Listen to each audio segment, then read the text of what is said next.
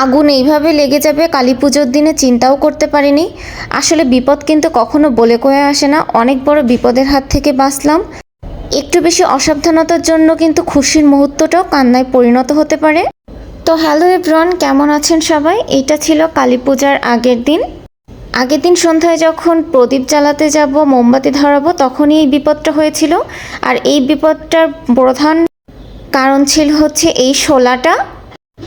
আমি সব কিছুই প্রথমে গুছিয়ে নিয়েছিলাম। আমি এখানে মোমবাতি থেকে ধূপকাঠি ধরিয়েছিলাম।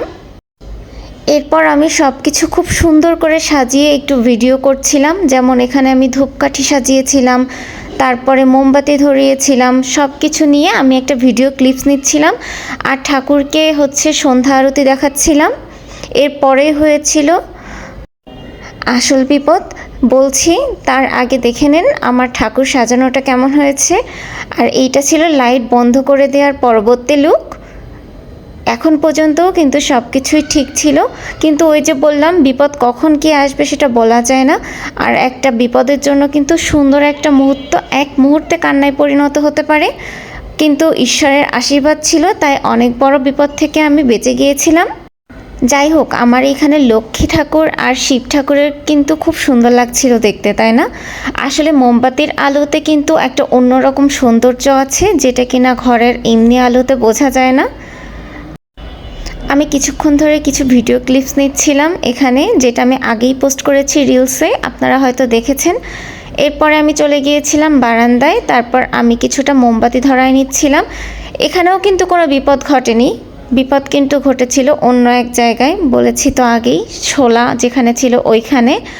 আমি এখানে মোমবাতি ধরাচ্ছিলাম বারান্দাতে। তারপরে বেশ কিছু রিলস ভিডিও এগুলো তৈরি করছিলাম। সত্যি কথা বলতে কি, এখানেও কিন্তু কোনো বিপদ হয়নি। আসলে আমি এই মুহূর্তটাতেও এত বেশি খুশি ছিলাম, পরবর্তীতে যে কিছুক্ষণ পরে অনেক বড় একটা বিপদ আমার জন্য অপেক্ষা করছে সেটা আমি চিন্তাও করতে পারিনি। যাই হোক, সেই দিন মোটামুটি বাতাস ছিল, খুব বেশি বাতাস ছিল না, এই জন্য মোমবাতিগুলো আমি অনেকক্ষণ ধরেই জ্বালাতে পেরেছি। আর আমার এইভাবে মোমবাতি জ্বালাতে না খুব ভালো লাগে। আরও বেশি ভালো লাগে হচ্ছে মোমবাতি নিয়ে এই যে আলো নিয়ে খেলা করতে। তো এখানে একটু বাতাসের জন্য মোমবাতি লিভে যাচ্ছিল, তাই আমি হাত দিয়ে আলোটাকে প্রোটেক্ট করছিলাম। এই যে সেই বিপদের জিনিস, এই যে এই শোলার উপরে মোমবাতিটা যখন শেষ হয়ে গেছিলো, শোলাটা কিন্তু এই অর্ধেকটা পুড়ে গিয়েছে। তাহলে চিন্তা করে দেখেন কতটা আগুন লেগে গিয়েছিল। আমি যদি আর কিছুক্ষণ দেরি করতাম এটা দেখতে, পুরো ঘরেই হয়তো বা আগুন লেগে যেত। এই জন্যই বললাম যে কখন কি বিপদ আসে আসলেই বলা যায় না। আসলে আমি না বুঝতেও পারিনি যে এইভাবে মোমবাতিটা শেষ হয়ে যেয়ে শোলাতে আগুন লাগতে পারে।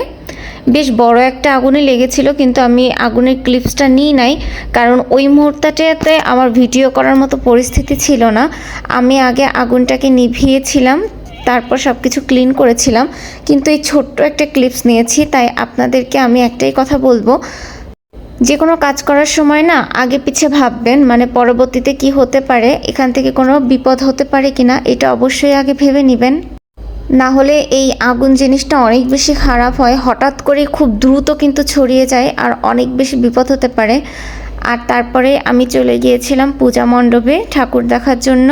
আর এটা ছিল কালী পূজার দিনের ব্লগ, মানে কালী পূজার দিনের কিছু ক্লিপস।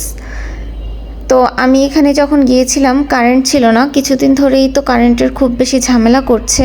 তা আমি ছোট কিছু ক্লিপস নিয়েছিলাম, খুব বেশি ক্লিপস নিই নাই। তারপর আমি চলে গিয়েছিলাম খাবারের সেকশনে, কারণ আমি চাচ্ছিলাম কিছু খেতে। আমার অলরেডি খিদা লেগে গিয়েছিল অনেকক্ষণ ধরে হাঁটাহাঁটি ঘোরাঘুরির পরে।